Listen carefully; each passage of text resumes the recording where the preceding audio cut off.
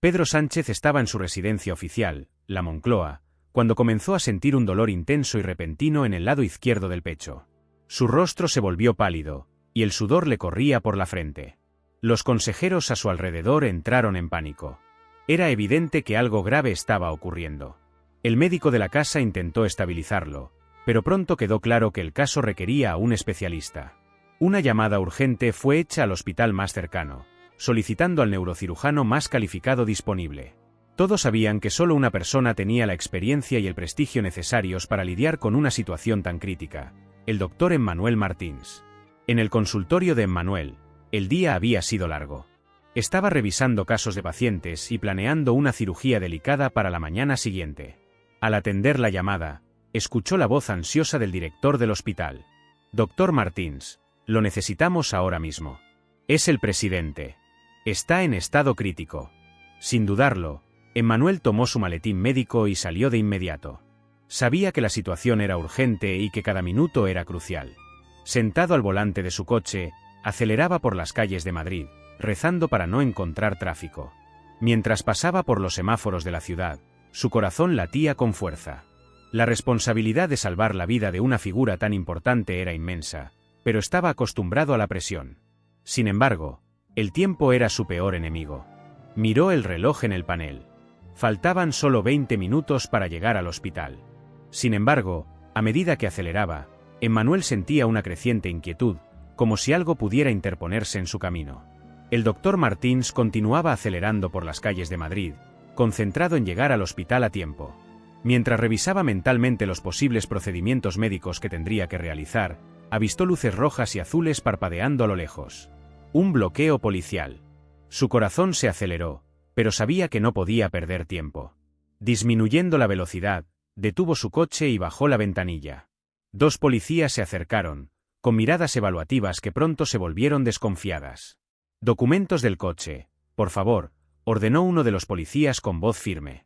El doctor Martins entregó rápidamente su licencia y los documentos del vehículo.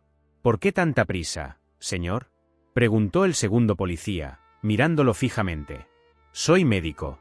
Estoy camino al hospital por una emergencia. Hay una vida en juego», explicó Emmanuel, manteniendo la calma mientras señalaba el maletín en el asiento del copiloto. Los policías intercambiaron miradas, y en lugar de dejarlo pasar, comenzaron a interrogarlo. «Médico, ¿eh?», dijo el primer policía con tono irónico. «¿Y este coche?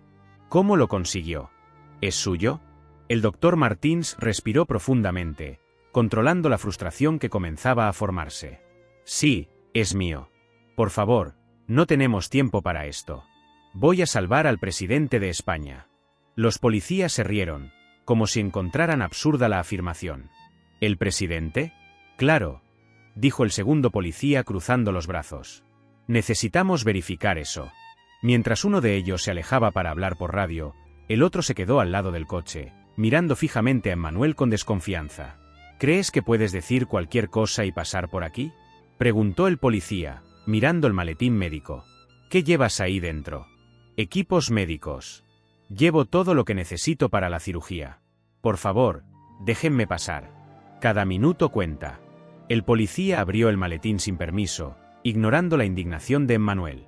Dentro, encontró instrumentos quirúrgicos y documentos médicos, pero aún así dudó en creerle. Mientras tanto, el otro policía regresó y negó con la cabeza. «No tenemos confirmación de nada.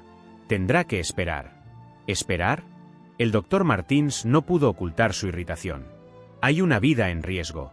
Mientras me retienen, el tiempo se agota».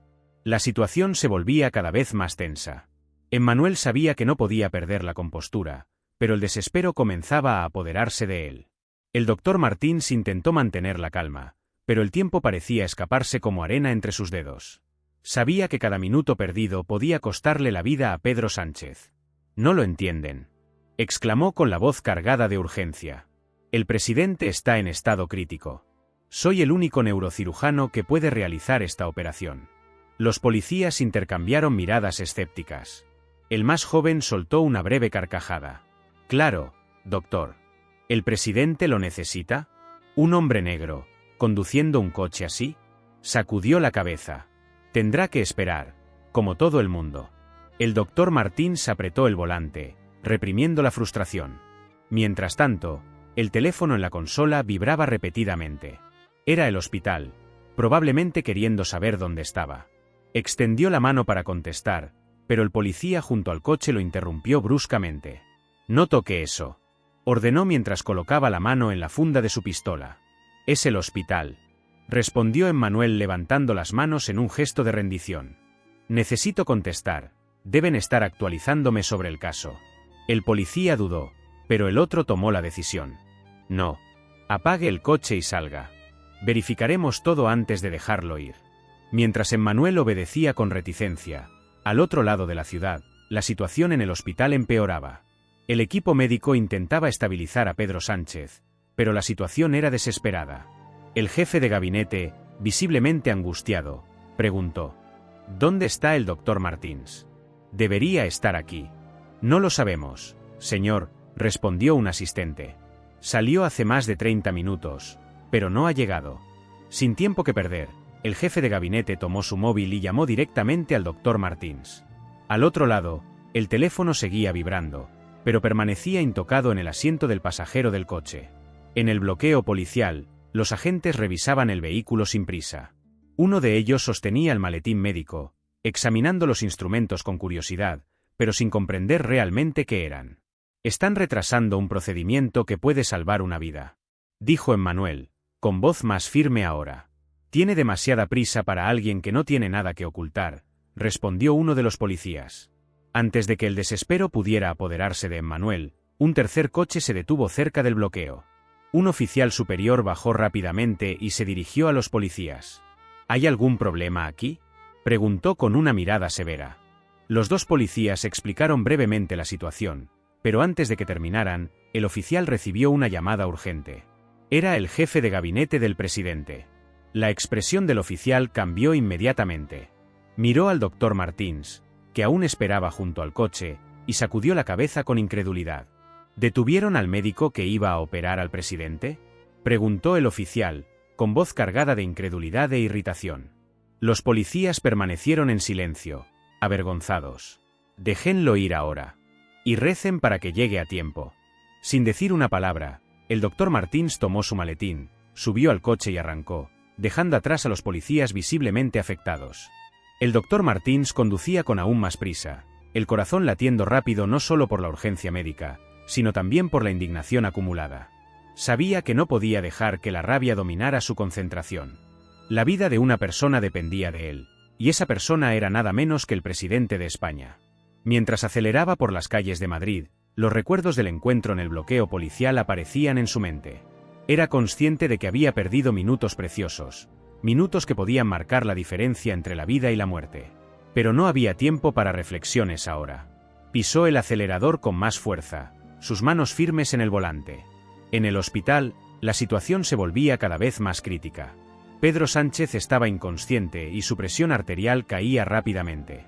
Médicos y enfermeros trabajaban frenéticamente para estabilizarlo, pero sus esfuerzos parecían insuficientes. «¿Cuánto tiempo más tenemos?», preguntó uno de los asistentes, mirando ansiosamente al jefe del equipo médico. «No mucho», respondió el médico jefe, visiblemente agotado. «Necesitamos al doctor Martins ahora mismo». Finalmente, el sonido de los neumáticos derrapando se escuchó en la entrada del hospital. El coche del doctor Martins se detuvo bruscamente, y él salió del vehículo con el maletín en la mano. Corrió hacia la puerta principal, donde un equipo ya lo esperaba para llevarlo directamente al quirófano. «Doctor Martins, gracias por llegar», dijo el director del hospital, intentando seguir el ritmo acelerado del médico. «No perdamos más tiempo», respondió él, entrando rápidamente al vestuario para prepararse. Mientras se cambiaba, Emmanuel respiró profundamente, dejando atrás la frustración del incidente con la policía. Lo que importaba ahora era salvar una vida. Sabía que no había espacio para errores. En el quirófano, todo estaba listo. Los equipos brillaban bajo las luces, y el personal esperaba en silencio, tenso pero esperanzado con la llegada de Emmanuel. Entró con la postura confiada que siempre transmitía, incluso en las situaciones más críticas. «Vamos a comenzar», dijo, ajustándose la mascarilla quirúrgica. El equipo tomó sus posiciones, y el ambiente se volvió completamente enfocado en el procedimiento. El tiempo perdido en el bloqueo parecía haber puesto aún más presión sobre los hombros del doctor Martins, pero estaba decidido a compensarlo. Dentro del quirófano, el silencio era casi absoluto, roto solo por los monitores cardíacos y el sonido rítmico de las máquinas de soporte vital. El doctor Martins se concentró por completo en la tarea frente a él, bloqueando de su mente todo lo que había ocurrido antes de llegar allí. «Instrumento», dijo, extendiendo la mano. Una enfermera colocó rápidamente el bisturí en su palma. Cada movimiento era preciso, cada decisión calculada. Sabía que el tiempo perdido en el bloqueo podía haber comprometido la estabilidad del presidente, pero rendirse no era una opción. «Primero estabilicemos la presión intracraneal», ordenó Emmanuel mientras analizaba el monitor. El equipo seguía sus órdenes con eficiencia, ajustando las máquinas y pasándole los instrumentos. Las manos del doctor Martins se movían con precisión quirúrgica, como si fueran extensiones de los propios equipos. El procedimiento avanzaba en etapas críticas. Emmanuel identificó el área problemática y comenzó a corregir el daño. Era una cirugía delicada y de alto riesgo, donde cualquier error podía ser fatal. «La presión está cayendo de nuevo», alertó una enfermera, mirando el monitor cardíaco. «No perdamos el control», dijo el doctor Martins con firmeza. «Aumenten la infusión de vasopresores». La tensión en la sala era palpable. Todos sabían que el caso era de vida o muerte, y las emociones estaban a flor de piel.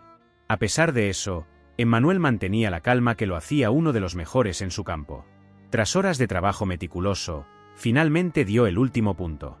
El monitor mostró una estabilización en los signos vitales de Pedro Sánchez, y la sala quedó en silencio por un momento. «Lo logramos», dijo Emmanuel, alejándose finalmente.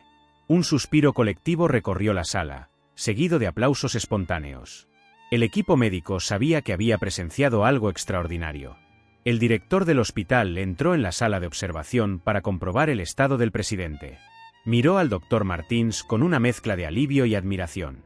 «Ha salvado la vida del presidente de España, doctor».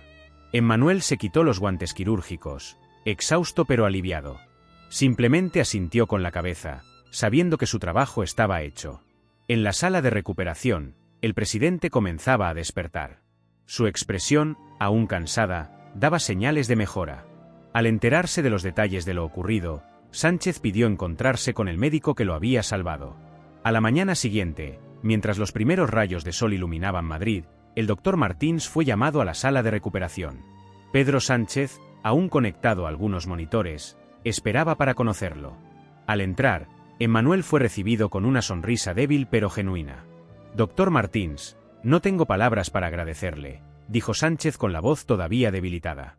«No solo salvó mi vida, sino que demostró lo que significa la dedicación y la excelencia». «Solo hice mi trabajo, señor presidente», respondió Emmanuel con tono profesional. «Pero espero que esto nos recuerde algo más grande, la necesidad de combatir las barreras que todavía enfrentamos como sociedad». Pedro Sánchez permaneció en silencio un momento, reflexionando sobre las palabras del médico. Había sido informado del incidente en el bloqueo policial, y parecía visiblemente incómodo con lo ocurrido. Más tarde ese día, en una conferencia de prensa, el presidente decidió abordar el episodio de manera pública. Comenzó agradeciendo al equipo médico y, especialmente, al doctor Martins. «Anoche, España casi pierde a uno de sus servidores públicos. Y esto no fue solo por una emergencia médica», dijo con voz firme. «Quiero agradecer al doctor Emmanuel Martins, cuya habilidad y valentía salvaron mi vida, incluso enfrentándose a obstáculos que nunca deberían haber existido».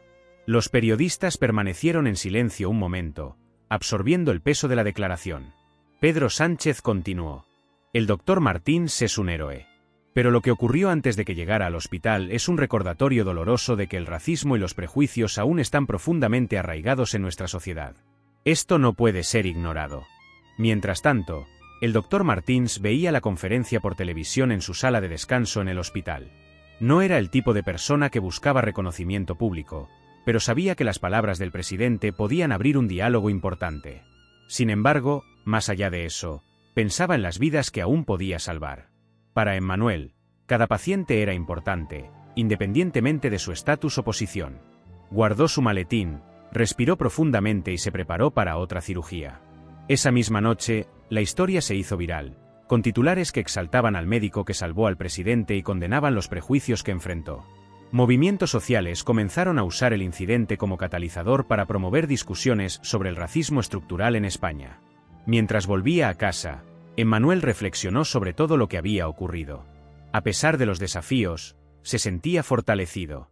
Sabía que su lucha no era solo en el quirófano, sino también fuera de él, para inspirar cambios que pudieran impactar a la sociedad de forma más amplia.